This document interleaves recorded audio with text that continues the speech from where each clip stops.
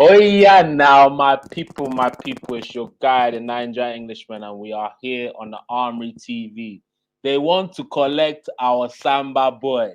The old lady in Juventus are crazy. We're gonna chop it up tonight. Either way, let's go.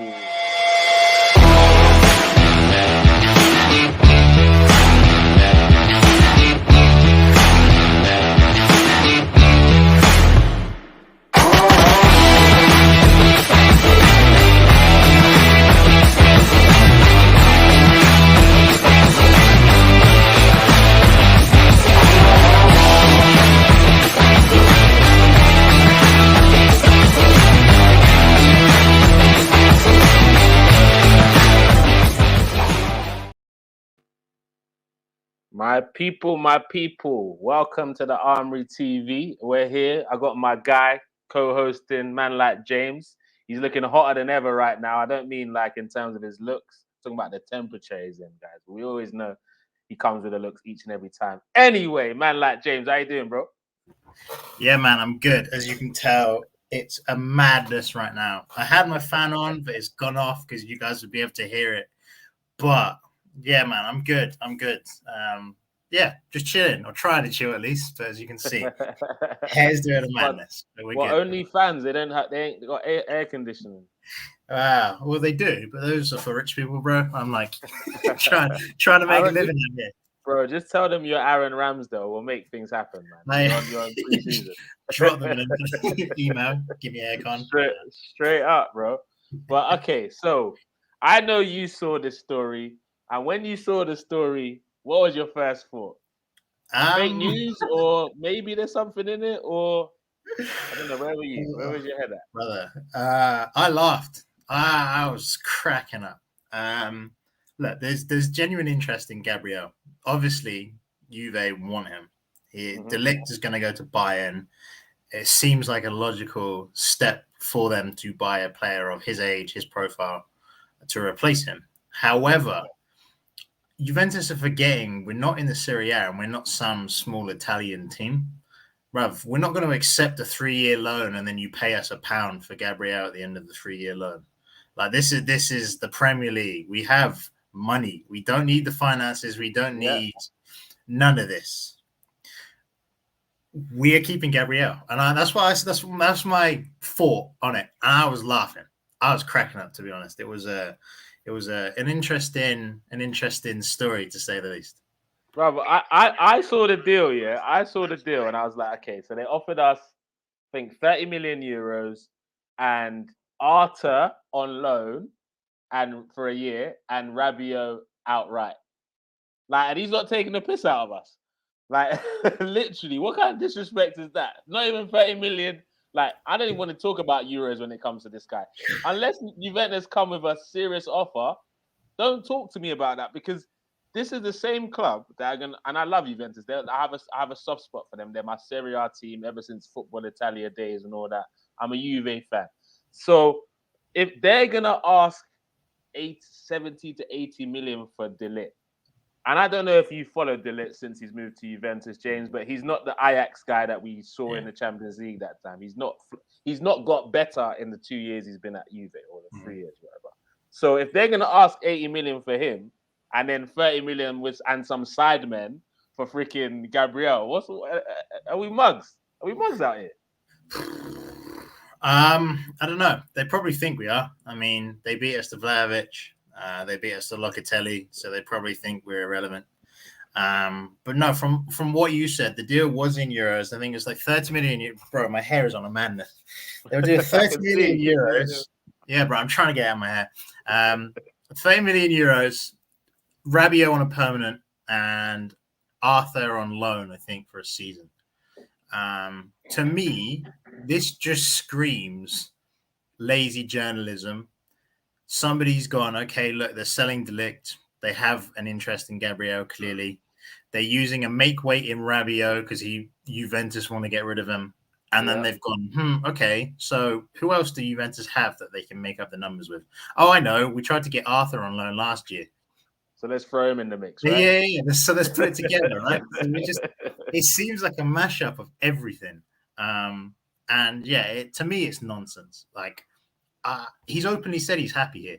I don't see any way in which he leaves this season, at least. So for me, I don't know if you agree or not, but I think it's nonsense. Nah, personally, I do, and like a lot of the rival fans, I see a couple of them in the comment section. Big up, Mr. B, Amondia, the what's it called, the Man United agenda people. But a lot of people have been saying the reason why we were linked to Martinez is because there's always been interest and there's a high chance of Gabriel leaving. That's why we're looking for a left-footed left back, left centre back, should I say? But I don't believe those rumours either. And I strongly believe the reason why we pulled out, pause, the reason why we pulled away from the deal is because the type of money they were asking for a player who's not being bought to start in our 11, it didn't make sense. I think that's more the reason why we pulled out of that deal. What do you reckon? Well, with the Martinez thing, I'll just bring up this comment here. Is this why you wanted Martinez? I hope Gabriel stays with Arsenal. You guys are building someone special. Big up, Monday. Big up. And the Man United agenda and you lot in the comments. I know you're enjoying this because you beat us to Martinez. Fair enough. But nah, for me, those two aren't related. If you look at the player that Martinez is, you look at the squad in which we have at the moment, we're trying to be more attacking. And I think he's trying to deploy two interior fullbacks. So you see how Tommy is on the right. When we play with Tommy on the right, it enables us to be so much more attacking because Tommy is either in midfield or as a centre back. So we're either playing like 2-3-5 build up or 3-4-3 build up, right? So that's the way we're structuring. And Martinez is a very good player, don't get me wrong. But for me, he was either competition for the left back situation or he was the inverted player that's going to allow us to be more attacking the same way Tommy does it. So I don't think they're related whatsoever. I feel like it was a Gabriel and Martinez, not a Gabriel or Martinez situation. Yeah. And it's one of those where I'm kind of with the Martinez situation. I'm not gonna lie, didn't really come across to me on the radar of us at the beginning of the summer. Not someone I clocked. I wanted us to sign someone that could do what Tommy did. Martinez was our top choice. Fair enough. The Man United beat him to us. Sorry. It's logical. I'm not even going to banter them. Good signing, but I mean, when you go in with that kind of money, you're Man United, and then you have the former manager that gave you your big chance in football, right? The incredible pulling power you have for that specific player is mad. It's similar to us with Jesus, right? Tottenham room for him, Chelsea room for him. Because of Edu and because of Mikel Arteta, we were in a much better place to get him to Arsenal than the other two teams were, and we did. So you've seen it throughout this transfer window. But yeah, it's not either or for me, and I don't think they're linked whatsoever. Again, it seems like rival fans are trying to, maybe some of them are curious, maybe some of them are trying to banter us being, you lost Martinez and now you're going to lose Gabriel. Blah, blah, blah. I don't think it's like that. I think it's just one of those stories where Martinez has chosen a different team and Gabriel is just going to stay at Arsenal. I think that's the way it's going to pan out. Like with the Gabriel thing, like ever since January, we've kind of been linked and hearing talks about bids wanting to go in for him. Should we start getting worried that his head could maybe turn like an episode of Love Island, or should we like be quite confident he believes in the future and what's being built at Arsenal? Well, this is a good point by Mr. B. He said he might want Champions League football. For me, I don't see it like that. Obviously, the top players want to be in the top competition, right? But the players that are here now don't want to just play for Champions League football. They want to play because they want to be playing for Arsenal. And this is why I feel like this team is different to the Wenger era, end of the Wenger area. Armoury, when he was in charge as well, they just wanted to take a paycheck. They wanted to play Champions League, and they didn't want to be here for what the club is, what the badge represents, right? And I feel like now with Arteta in charge and how we've really developed the team, the players that are here want to play for Arteta and also want to play for Arsenal, regardless of what competition we're in. So for me, Gabriel has been here, 2 seasons now? So he has 3 years left on his contract. He's settled, recently had a kid, I think 4 or 5 months ago. More Brazilians are joining now. Close friend, Jesus is here. Paqueta maybe. So we're starting to build an environment where I feel like South Americans and specifically people that can speak Portuguese are going to look here and be like, look, they're cooking something. I can come in here and settle in and perform for one of the biggest clubs in the world. And I'm not going to take any hits for that because we are one of the biggest clubs in the world. We're the 3rd biggest club in England, right? So for me, Champions League isn't the issue. And I don't think it is an issue because he's actively said how happy he is here. And for me, it's either a genuine interest from Juve, but they don't have the facilities to get him financially, or it's the agent of Gabriel being like, look, he's really happy here and he's getting 23, 24, and he wants a new deal. Because there has been rumors of that as well. There has been discussion of us offering him a new contract. So that's where I'm at. I don't think Champions League, in this specific case, has a massive impact on Gabriel. I hear you, man. I hear you. And to be honest, if anything, our fan base should be excited at all the interest in this up and coming centre back. But let's play devil's advocate for a second. Sure. With Gabriel, let's say he is on the market. What type of offer would you entertain to even start listening to for that type of player? For me, you're talking like 55 million plus. And this is pounds, by the way. This ain't no euros, dollars, Hong Kong dollars, whatever you want to call it, right? Whatever it is. This is GBP, 55 million starting. And I think we could get more. Maybe this is being stupid, right? But you have a really good, promising young centre-back. Ability and profile-wise, he's quick, he's tall, good in the tackle, and he's actually okay on the ball. And he's getting better season after season, right? I felt like he was arguably our best defender. Both Ben White and Gabriel had a very good season, so it's kind of very close. And the length of the deal as well. And this is why I don't see the old lady, stumping up the fee that it's going to cost to get him out of the club. Simply because it's very, very hard to buy from a Premier League club if you're not in the Premier League. Just the financial money that we demand for a particular player goes a lot more. And it's like if you're buying from Italy to Italy, cheaper, Germany to Germany, cheaper, right? But you can see how much the Premier League dominates the financials compared to every other league. So then that makes it another issue in itself, I feel like. So, yeah, 55 million for me. I hear that. And that sounds about fair. And to be honest, one of the things that would worry me if we were to lose him, even though I would entertain a 55 million bid as well. What would worry me after is in a season where we don't have Champions League football, buying a replacement for him. That's what might maybe worry me. I don't even know who we'd go for at this stage of the window, because the centre back market is kind of bleak right now. Like you're either paying 80 million or like you find some gem from somewhere. And we all know our scouts when it comes to defenders are not the best at finding the bargain ones. You get me? So I agree. It's like it's like I'm not saying that the Nunes situation is kind of like the striker market in itself.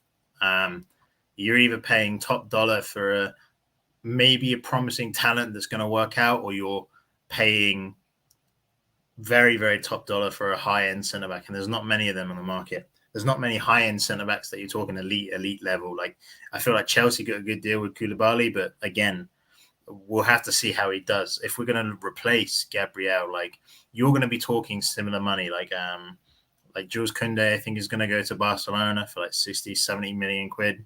You have the Bayer Leverkusen, Tapsoba. We were quoted with him. We were after him, 70 million quid. You see, like it's like been quoted 70, 80 mil. Like there's like the centre back from Leipzig as well, Vardiol.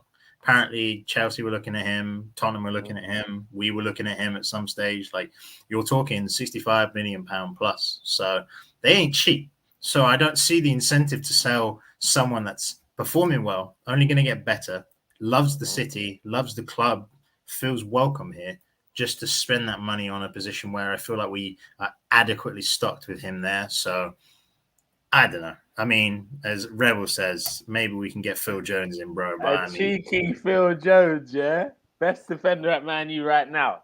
Talk to me. Talk to me if you have any concerns, mate. Like, I don't. I've kind of stopped doing the Twitter Spaces thing in terms of participating because it's just madness in there. But I was hearing. I don't know if you heard some of these shameless Man U fans yesterday talking about Ten Hag's first trophy and all sorts after the win against Liverpool. It was all mad, bro. Absolutely madness. I know Amondi and Rebel, you weren't part of the gang, but I'm interested to find out what you think about the performance yesterday. But back to the matter at hand. Gabriel, I still believe he needs to raise his game. As much as I like him and as much as he had a good season last season with Ben White, I still believe there's another level he needs to come to because he does have the odd error in his game still. He still kind of worries me, especially towards the back end of this season. There was a few games where it was a bit shaky. I don't know if you saw that, James. Yeah, I feel like it seems not like lapses in concentration. It seems he makes the wrong choices at specific moments. And I feel like this will come with maturity. You see it with all young defenders, unless you're like, I don't know, some freak that's just going to be incredible for 18 to 36, right? And you very rarely find them, especially in defenders and central defenders like that. He seems to be that he wants to be an aggressive centre-back. He wants to step out. He wants to get the ball. He wants to beat the pass that's coming to the centre forward from the cam, the 10, the 8, wherever it is, to intercept that ball. And there's been a few times where he's stepped out and he's misread the judgment of the ball, where it's either gone in behind him or he's just fumbled the challenge in the sense of when he's gone in to intercept it and it's just bounced off him. And it's, so those are the only errors I see that are quite concerning for me. But again, I feel like it's a maturity thing. Like he's been here, 2 seasons now? And you can see from season 1 to this season, or sorry, the past season, how he's improved and how those lapses in judgment have gotten better. So I feel like it's the same with Ben White, and this is what you get when the model we're doing. Like they have very good raw attributes and then very good specific qualities, but they just haven't had the time to develop and become the full-on centre-back that you're seeing in like Koulibaly, Thiago Silva, Van Dijk, Ruben Diaz. These players, I know Ruben Diaz is really young as well, but he's just on a different level in terms of where he's at for that age. So that's my opinion. It just takes time, and I'm happy with the progression we're seeing, and hopefully next season we're not going to be seeing these silly mistakes. Yeah, and that's where I hope we can be. Big up, man. Don't forget to smash the likes that, like Mr. Silver Fox is saying in the comments there. If you haven't subscribed and you're new, make sure you subscribe to the channel as well. Share the stream, whether you're watching it now, whether you're watching it later. Big up everyone in the comment section. But do you think does Gabriel start for Brazil at the moment, by the way? He's a starter. I know he's part of the squad now. But I'm not gonna lie, I haven't watched much games of Brazil. I'm not much of an, unless it's England, I'm not much of an international guy, right? For me, unless it's the only time I'm an international guy is when it's at like a serious tournament, like Copa America, Euros, AFCON. I was watching quite a bit of for the first time, which was nice. I think I would like to claim the influence. No, fully.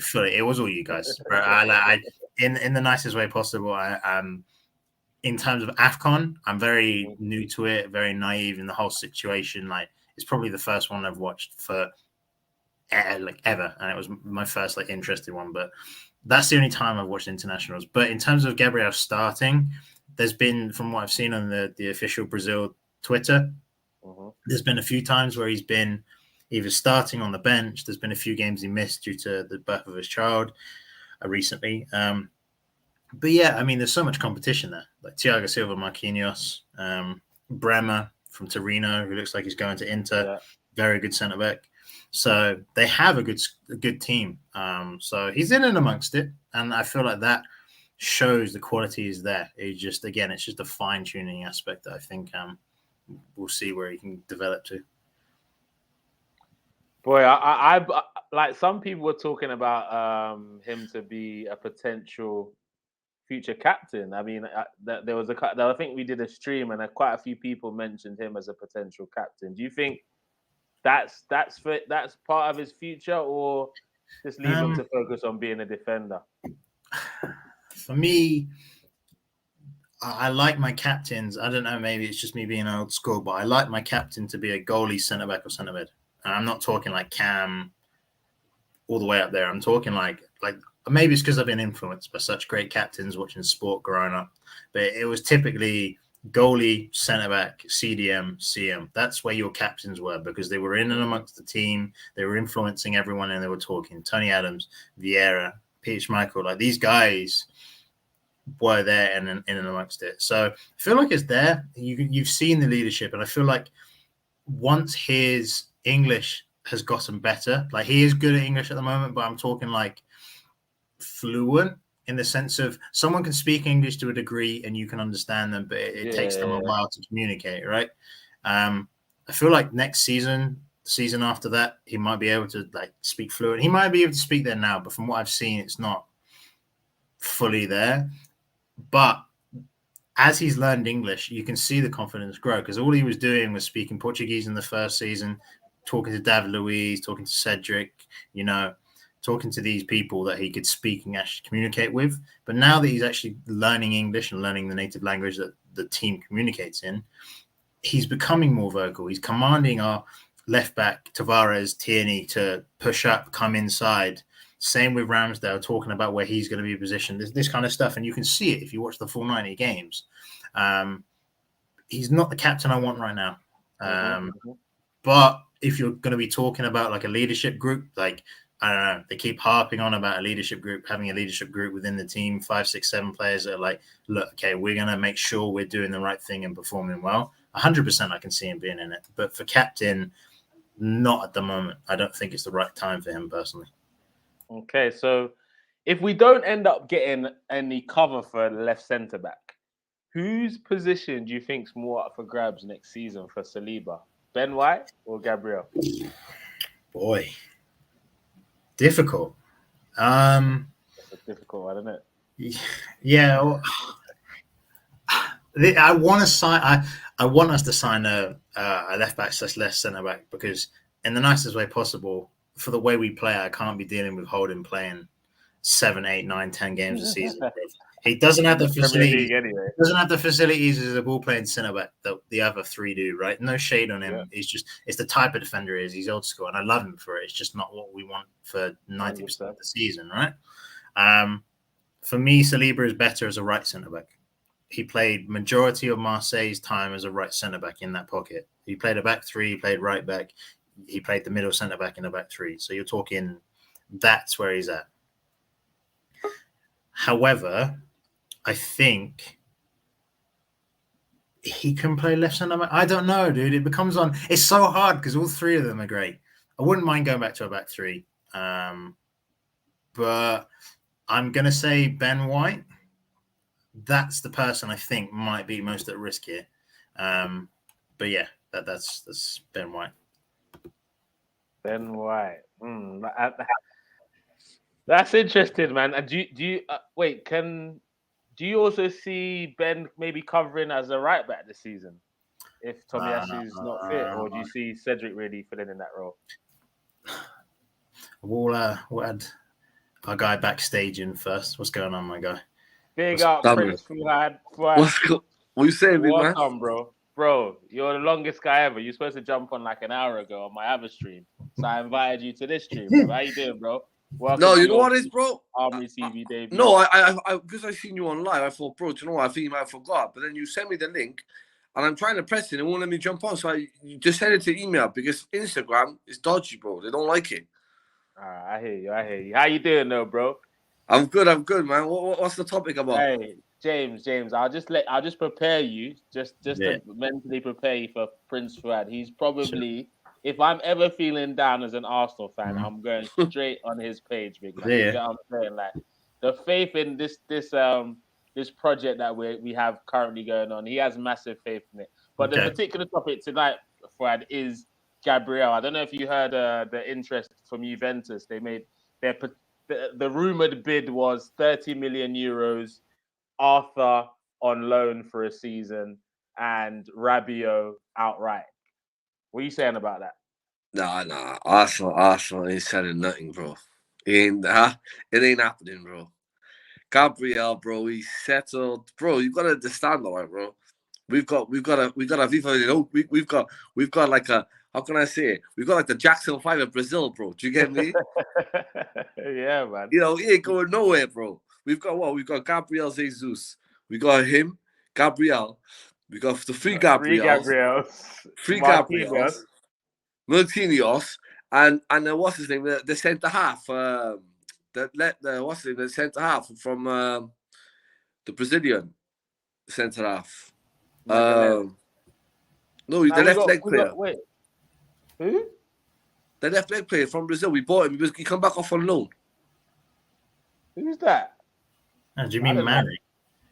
Yeah, Mary's Brazilian. Yeah, he's Spanish. Oh, he's Spanish. He's Spanish. He just played in Brazil. You're right. He played in he's Brazil. Off anyway. Yeah, Fuad, he's off anyway, man. We don't want Mari at the club, man. He's off. Yeah. We got the Jackson 4 in it now, innit? Do you get me? So he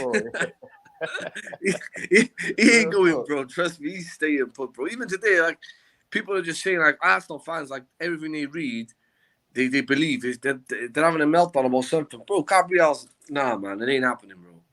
I don't think so too. But to talk about the Brazilian thing at Arsenal going on right now, because I won't lie to you, I've been quite critical of Edu. I've not been as critical of Arteta. My issue's kind of been with Edu in terms of how long it takes him to negotiate, and does he really have the pull that he claimed to have. But one thing I will give Edu, and you guys let me know if you agree with me, one thing I will give him is he is the guy that signed Thomas Partey at the end of the day. He has brought a good contingent of Brazilians in. And Gabriel. Was he involved in the Martinelli deal? Edu was involved in every Brazilian. Martinelli, Gabriel, Jesus, all the Brazilians. And who knows? I'm not, obviously, the fact that Marquinhos played in the pre-season game proves that maybe he will be involved in the setup this season. Obviously, I don't see him playing a lot of Premier League games, but I see him getting a ride out in the Europa League or Carabao Cup, FA Cup early rounds. So do you think Edu deserves a little bit of credit about what he's doing in the Brazilian market with the team, or is it too early to say? No, he deserves a bit of credit, but you got to give him credit. He's getting him across the line. At the same time, Edu's not on holiday with him, and he's not in America. So you know he's out there doing his work. Jeremy, so like last time, if Edu goes on tour, you know Arsenal's business done. but he ain't on tour, innit? Edu, but he said it. Did you watch the interview with Cecil on that? I saw bits of it. What he said in that interview, innit? He said, "I don't think I'll be traveling to America because he's too busy. He's got a job to do. He knows before he starts going on travels and all that, get the players over the line, and then go. You can, if you get the players over the line, bro, have 10 years off, have a month, have the year off. As long as you get players over the line, have a year off. You know, go bring another 3 players. We need another 3 players, I think, and we'll be all right. Okay, and I agree with you. I believe if we end the season and end the transfer window with anything less than 3 more signings, it's going to be very difficult for Arteta to get top 4. To be honest, I'm not going to accept it if he doesn't get top 4. If we don't make 3 signings, he has to get top 4 regardless. But if we don't sign at least 3 players this summer, I find our chances very, very difficult. And what I mean by those 3 players, I want a DM, a CM, and cover for the left back. That's what I want as my 3. If I can get a cheeky little winger on top of that sprinkled on, I won't mind. I won't complain. But if we fix the DM, CM, and backup for left back, I believe that makes us very, very compact for next season and plugs a lot of holes. What do you reckon, Jim? Go on, James Land, bro. My bad, I'm lagging. No, I'm the same. Big up, Fud, by the way. Pleasure to meet you. I love your aspect. And likewise, on James. Arsenal. I mean, I don't know. I feel like I'm the most positive gooner at the Armoury TV. So it's nice to see someone like-minded and sharing the positivity around the club. No, you But, got to be, James. You know what it is. yeah. I'll be honest with you. You know, Arsenal fans to me, bro, is you got like you like me. See, I always goes up against. I need to tell you, I always goes up against the Arteta out fans, North Side League and all them. And you know what? You know what you got to do with them kind of fans, bro. You got to send out nappies and wet wipes. Do you hear me? And that's what I'm saying. Like North Side LT, League, all of them, the Rat Army, all them people in the post. Because I've ordered. You know, I've got my Arab connections. They got it for free. I got like 1 million sets of nappies and mug wipes to get sent out to all of them, bro. Because that's what they need. They need that. Yeah, you know what I'm saying? If that don't help, bro, I'll chuck in dummies. Yeah. For me, I honestly don't expect Arteta to win the league, but I'm Arteta in. Do you get what I'm saying? Yeah. No, but bro, you know. Do you get what I'm saying? You know. Yeah, but you know, Ja, you know what made me, all right? You know what made me Arteta, you know, right? Because, you know, like, what the thing is, when I was under Wenger, bro, I was like going, so I said, bro, we need to bring in someone young, give him about 5-6 years, start from scratch and build up from there. Because, you know, Arsenal, we finished 8th twice, okay? And everyone's had a meltdown. But if you use your common sense as a footballer, Arteta's coming into the job as a novice. What do you expect of a novice? I know what Arsenal FC, I know what it is, but Arsenal went down our line. You support the club, you got to back the club. All right, we all know we all want to win league titles. Every fan wants to win the titles, but sometimes you need to see the reality of it. There's people in front of you. Like and the best thing is, we're Arsenal fans. They say we want to win a title, but we got no given right. Exactly. So that means that right, we have to earn it. So I think what Arteta's doing is like it's like everyone's moaning about we finished 8th twice, but listen, we finished 5th with his team. Now, and he hasn't bought one attacking player. He bought Martin Odegaard. Now he's out there buying attacking players for the final third. So you can't judge him like over the last 2 seasons. Now's the time when you can start judging him because he's made a lot of mistakes. And at the same time, I'm not going to judge it. And I was expecting that. That's why I didn't like people say, you don't criticize him. I don't need to. I know he's a novice. He's learning on the job. I agree with you. I agree with you. And like, do you get what I'm saying, bro? It's common sense, bro. Look, with Arsenal bringing in Arteta, what that said to me is that we're not going for a quick fix. We're 100%. Going to build something, like go for the youth and build something, give him time, because they would have got a more experienced guy if we were going for the quick fix. So therefore, my expectations kind of changed because of I could see what they're going with. So my grievances with maybe only being challenging for top 4 is not with Arteta, it's with the board, innit? So when it comes to Arteta individually, I have my targets for him. If the board start becoming a bit more ambitious, maybe my targets might change. But until then, I'm very competent and composed with what's going on at the club. People need to give him time, man. You know, it's time, isn't it? And the thing is, finishing 5th, in a way, that's our level, bro. So, even though I said he's in the bag, we're going to get top 4, I was gassed when I went to the Leeds game. You know? And they just come back and people are coming to me. But, bro, I'm not going to... People say, you got... What? Why should people saying, you... What? I believe we're going to get top 4, but we didn't. And your point is, it's next season. I'm still a fan. We go again next season. We go again. Exactly. There it is, bro. We go again, bro. We go again. But I think Edu this time will bring in... I think Edu's going to bring in players. I think another thing I think this season though, even though Arteta have signed the contract, I think they've come down on him and said, you got to work with our £72 million player and you got to work with Torreira. You reckon? You know, someone have come down on him. Yeah, Torreira now, Valencia's gone in for it, but Arsenal's not even looking at accepting that. He's agreed personal. The people are saying he's agreed terms with Valencia, but Arsenal come out and ruled it out, said no, he's not going nowhere. Because I trust Torreira to be in there. Like if I'd rather Torreira not imagine Torreira and Partey performs a solid partnership. Bro, I reckon that could work as a partnership. I also think Torreira is more than adequate backup for Partey. No one in this whole fan base can tell me El Neni or Lokonga would be better backup for Partey than Torreira. No one could tell me, and I wouldn't accept it. So I'm not upset. Torreira, that's what I'm saying. It's like it's like, yo, with Arteta now, the only thing I'll be critical of him is it's like, now you've got a chance to actually use all your players.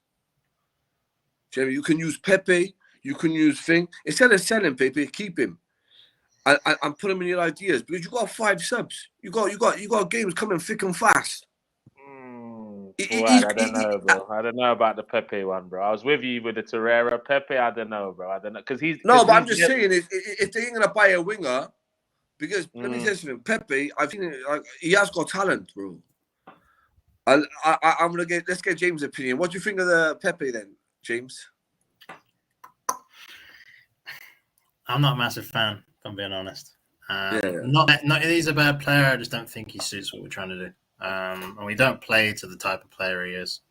That being said, the times that he's had the opportunity to perform, I don't think he's an advantage. However, he's not been given a run of games. So I feel like it's a situation where for both us and him, it's probably best to move on. Like, if we have to keep him, we keep him. But I'm in the situation where if we can get rid of him simply because of the fact that I feel like we can get someone better suited to our system. So no slack on him. I just don't think he fits what we're trying to do.